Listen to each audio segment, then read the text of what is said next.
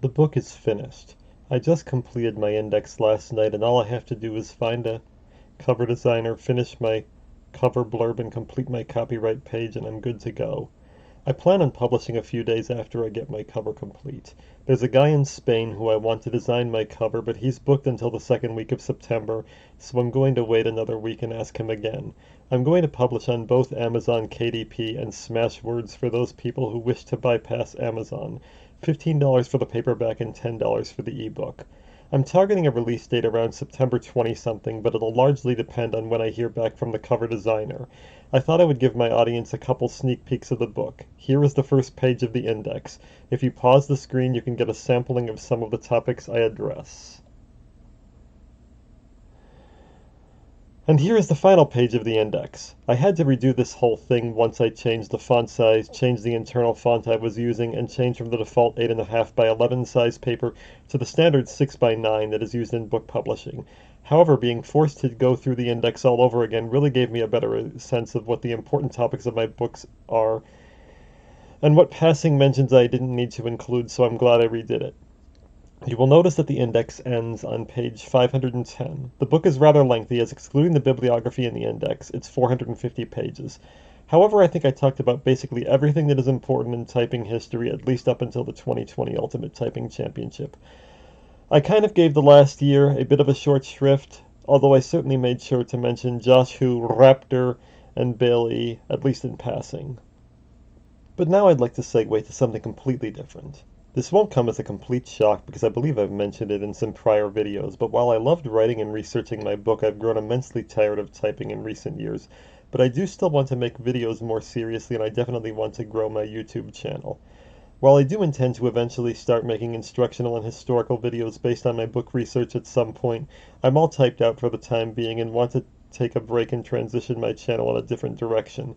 I'll try to finally finish the Typey Awards video in the next couple weeks though. That turned out to be a dud and I don't really want to do it again. In this video, I introduce my new series, The Maladroit Millennial, where I both talk about millennial culture and reminisce about my youth and especially the time period in the 90s before the mainstream sociopathy that seems to have taken over the entirety of internet culture emerged. I know most of my viewers are a lot younger than I am, so this may be a bit jarring, but my Wreckful video was more successful than I expected it to be, so I want to pivot to making more sociological and historical content because that is honestly where my mind has been most of the time in recent years. When my book does come out, you'll see that I discuss the history of every typist in the context of the culture as a whole, because people are not merely disembodied automatons disconnected from their time and place. I want to do this for several reasons. There's this meme going around about the geriatric millennial. Although it's a stupid label like basically all generation labels are, I identify with it deeply as I am clearly more geriatric than most millennials. On August 6th, while I was on a call at work, I had the worst diarrhea of my life. I pooped my pants about 2 toilet bowls full for the first time in my life. I had a permanent work schedule for years, but recently my company has also been changing my hours around week to week, and I ended up oversleeping by a couple hours on 3 different work days. I thought I didn't have to work any of those days because I assumed I would be keeping my schedule from the previous weeks. Thankfully, I had accumulated enough company rewards to pay off my attendance penalties. Then I had a power outage while at work. 30 years of nutritional atrocities due to my eating disorder have been weighing me down, and I basically don't even have normal bowel movements anymore. I am really feeling the risk of my own mortality and have been for years. I've also been worried for quite some time that I was close to being too sick to work. It's causing me to reflect on my life constantly, and maybe this is narcissistic and self-indulgent of me, but I wanted to share what I've really been thinking about for a while because it sure hasn't been typing. I kind of viewed my typing book as in part a midlife crisis, except that I can't at all imagine myself living to the age of 72, as I knew I didn't want to type anymore or play Scrabble either, but I wasn't entirely sure what I did want to do. But the fact that 18 years ago I started college, which I kind of view as the beginning of the downturn of my life, brings a kind of symmetry that makes me think it's time to reflect. Additionally, since I know most of you are Zoomers, you probably have some impressions about millennial culture that are incorrect. In the movie The Social Network, Mark Zuckerberg's non-existent girlfriend says this: The internet's not written in pencil, Mark, it's written in ink. Yes, I'm finally learning how to edit videos like the pros do. I also want to eventually get my running times down to 20 minutes or less likewise. While I think that is a great movie, I think that quote is very, very wrong. Never trust Aaron Sorkin's opinions on the internet. While I was doing research for my book, I noticed that the last couple decades of the 20th century have been strangely forgotten because they were dominated by television, and that is a very ephemeral medium. Many things, even important things, have not been archived and have thus fallen down the memory hole never to escape. While the internet isn't as ephemeral as television, I've been on the internet since 1994, and so many sites I loved have disappeared without a trace. I made at least 5 or 6 sites on GeoCities as a kid. No longer exists. One could reasonably argue GeoCities and AOL Instant Messenger were the centers of millennial online culture. That doesn't exist anymore either, and they've both been replaced by worse alternatives. Facebook Messenger is no replacement for what AIM used to be. So much youth culture from the 90s has been lost. The internet has mostly been written in pencil, no matter what the social network says. Why do you think I wanted to publish my book in ink rather than doing it as a wiki or something? If I had done that, the information will only last as long as the site itself does. Maybe the Internet Archive would pick it up, but you can't count on that. So who explains to the current youth what millennial culture was like? Apparently BuzzFeed. And if you read any of their exercises in vapidity, you will always find that their generational definitions invariably hinge upon what each generation consumed. Quickly scanning through this list of 38 items, there are a grand total of 4 items that I have any nostalgia for whatsoever. Magic Eye, Nick at Night, Family Matters, and Boy Meets World, and even those only barely. I grew up poor by American standards. I didn't have the money to buy all these overpriced knickknacks. I only had computers in the first place because my uncle was the chief assistant to the head of the computer science department at the University of Maryland, and he sent us his old one. So if there's anybody to thank for me becoming the world's fastest typist, I guess he's one of the guys. I did collect a few things, but none of this junk. Watching these idiots redefine millennial culture for us and convince you young folks as well as our elders that this is how our generation as an aggregate behaved kind of appalls me, especially since I know it isn't the truth. Maybe this is truer for later millennials, but earlier millennials like me grew up at a time when consumerism was looked down upon. Global warming had just entered the public consciousness. We grew up with all these pleas to recycle and save the environment, save the rainforest, and it seems like everybody's forgotten about all this. If you look at a lot of the pop culture that 90s kids grew up with, The Simpsons, Calvin and Hobbes, Roseanne, Beavis and Butthead, The Real World, alternative rock, gangster rap, they were all generally anti-consumerist or at the very least opposed to flashy production values. Most of the culturally important movies of the era were not exactly easy to convert into multimedia franchise empires, because at least until the late 90s wave of disaster movies like Twister, Independence Day, and Titanic, low-key slice-of-life movies and TV shows tended to be the most popular. Sci-fi was kind of at a low point. There weren't many huge movies in that era other than Terminator 2 and Jurassic Park. Comic book movies were even at a lower point. Think only of Batman and Robin. These BuzzFeed articles create a sense that generations are defined solely by pop cultural consumption patterns. Even worse, they only seem to acknowledge things that were influential and extremely popular things today. This creates the impression that we're all inherently overly consumerist narcissists to a greater degree than is true. And I understand why, because that's what sells.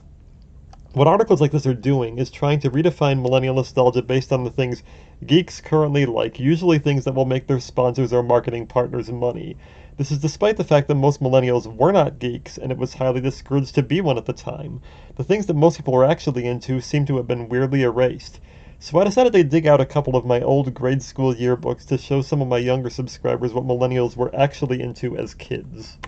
This first survey comes from my 5th grade yearbook in 1996. Middle schoolers in 5th, 6th, and 7th grade were asked to list their favorite pop artist, movie, TV show, sport, and subject. And each of the 3 grades had a surprisingly similar consensus.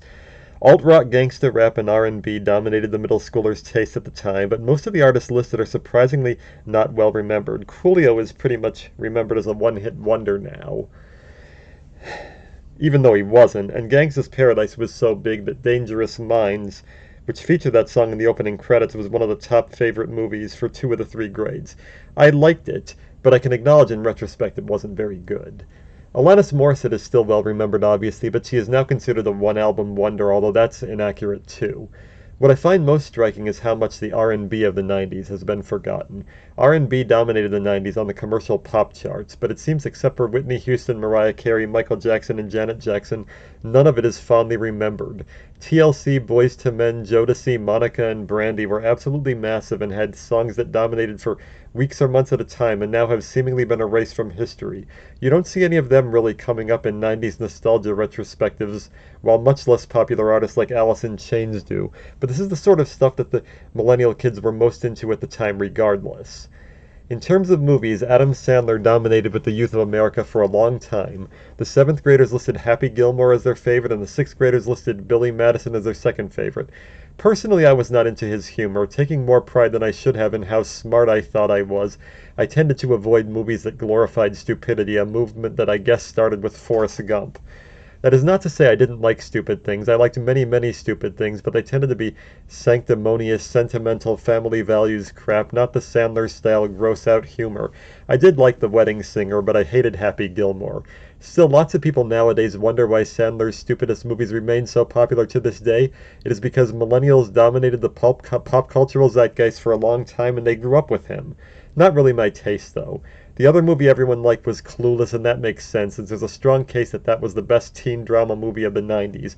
I liked it then, and I probably still would today, but my favorite movie back then was Apollo 13, which I strangely don't think aged very well. I don't remember whether I actually voted in this survey or not. What is really forgotten about the 90s is just how much TV sitcoms dominated the popular zeitgeist then. They were probably at their absolute peak in the first half of the 90s, and these were arguably what the national cultural conversations centered around at the time, even though they had largely gone out of fashion by the time we went to college. The mid-90s marked a time when the family sitcoms that we grew up with and had dominated youth culture for the past decade were starting to be replaced by quote-unquote hangout sitcoms like Seinfeld and Friends, so you see both sides of it here. While everybody remembers this now as the era of The Simpsons, it only appeared on the 5th graders list barely, but Home Improvement and Friends were the dominant shows with the youth. Seinfeld was the most popular show in general, but it catered to an older audience than the other two. Friends, I guess, reflected what millennials thought and dreamt grown-up culture would be like, which is hilarious in retrospect. I liked it, but I never thought it was great or anything. Home Improvement was kind of the last stand for the traditional family sitcom and managed to remain popular when most of its contemporary shows like Roseanne and Grace Under Fire and the TGIF shows were cratering. I think that's almost entirely because Tim Allen starred in Toy Story and Jonathan Taylor Thomas starred in The Lion King. Those huge movies gave those actors enough blockbuster star power to fight against the trend of the declining family sitcom, and although few people will admit loving that show now, I've watched it, but even when I was into all that family crap, it probably still wasn't one of my top 10 favorites. It did still define millennial culture more than many things BuzzFeed included on that list. Favorite sport isn't really worth talking about. My school was in the Syracuse suburbs, and Syracuse has long been defined by the historic success of its basketball and football teams, and both teams were really hot at the time of that yearbook, as Syracuse made the NCAA championship that year in 1996, and Donovan McNabb was the football team's quarterback at the time. No other sports were getting attention back then. Even though a year or two later auto racing would become overwhelmingly my favorite sport, back then even I was more into Syracuse college basketball before I realized how corrupt our team was, and that literally no one outside of Syracuse likes the team. Fun fact, while many of you to this day have probably still heard of Donovan McNabb, how many of you know that he also played basketball here? I'm sort of surprised favorite subject made the list at all, since I don't think many of my classmates were that into education. They were more into doing whatever it took to avoid compulsory education. It was not cool. I am surprised that among the people who answered that question, math and science were the most popular subjects, though, since I didn't actually remember that many people into them when I was a kid. Maybe that does explain why I had a cult fan base who used to ask me to answer arithmetic problems in the high school hallways like I was some sort of amateur magician or something. If you don't know what tech ed was, that's the pretentious word New York State used for shop class. We also strangely renamed home ec, home and careers, and biology living environment. By my senior year in 2003, not a great deal had changed. There was another poll taken among graduating seniors only. I participated in this one, but my tastes were lamer than most of my classmates. I don't think I even answered all the questions. As a barely middle-class uber-nerd homebody, I can't say I had even understood having a favorite store, restaurant, or vacation spot, so I can't really formulate any opinions on that. Even though I was heavily into racing, I was weirdly never into cars, so I didn't have an answer for that either. I'm one of the most pathetic of all hardcore auto racing fans, in fact, as I still at age 36 don't know how to drive, and at this point I know I'll never learn, and I'm okay with that. Even 7 years after the original poll, Adam Sandler and Friends still dominated with the kids, and there's still next to no geek culture on this list. Nowadays, I'm sure an equivalent school poll would ask people for their favorite video game or even their favorite book, which was not included on either of these polls. But reading was kind of dead with the kids until the Harry Potter phenomenon, for better or worse. I actually think kids read much more now and better stuff than they did 30 years ago. Even though I kind of think social media is a cancer, people are at least involved in creating their own personas rather than just consuming other people's like in the 80s and 90s. The local bias continued to be reflected by picking Syracuse as the favorite college and Derek Jeter as the favorite athlete, just because he was overwhelmingly the most famous athlete in New York State. But culture in general was still almost entirely normie, such as Julia Roberts being listed as the favorite actress. She mostly made romantic comedies, and less than 20 years later that is largely a dying genre.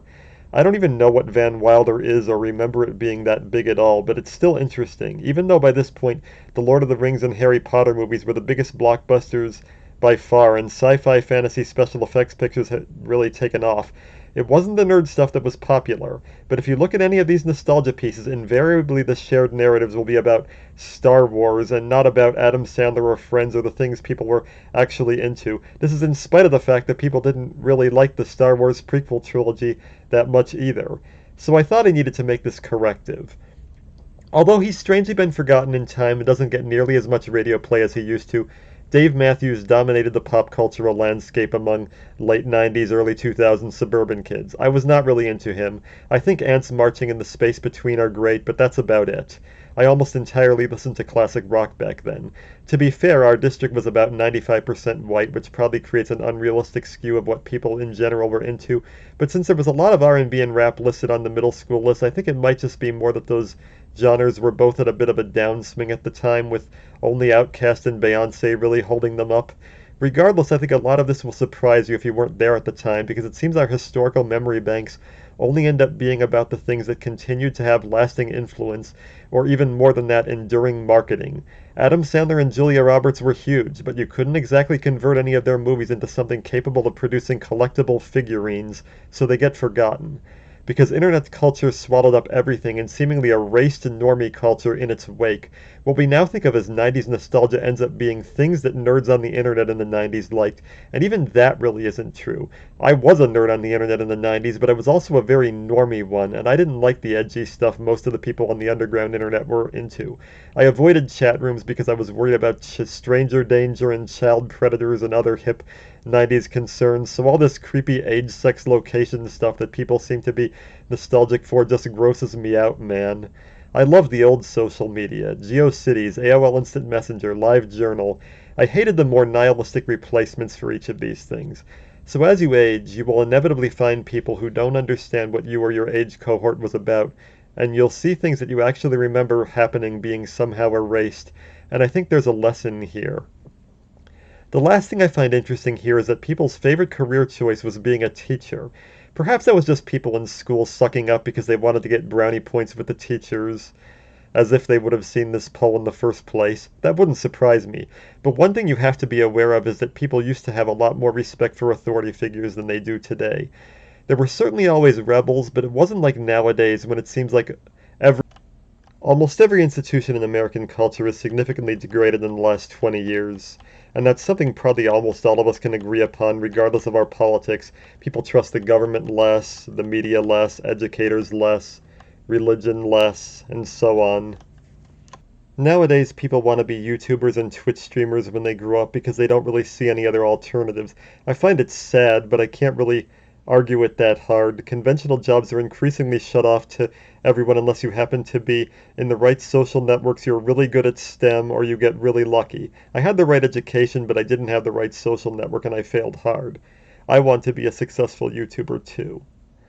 I've been working on this for like a week, and I wanted to get this out by the end of September 10th because I also want to do a 9/11 episode. I did not succeed, but I've been dawdling so long on this I probably won't finish by the end of 9/11, but let me know if you think this series has potential, since I'm kind of going through a midlife crisis now, and I feel more like I want to reflect on things right now. Especially since I've still got a lot of clutter around my house, and going through it is not only something I need to do, but it could give me some great material for later episodes. And since I started this episode, I have A few days ago, I hired a guy. Well, I mentioned earlier, and I've already forgotten because I'm recording this like 6 days earlier than the first part of this, but I've hired a guy in Spain to um, design my cover, and that should be finished by about the 13th, so my book might be ready in a couple of weeks or even sooner. So you'll be seeing more of me. I think this series might be a good way to promote it, even though probably going on typing sites would be a better way, but I am so bored with typing right now.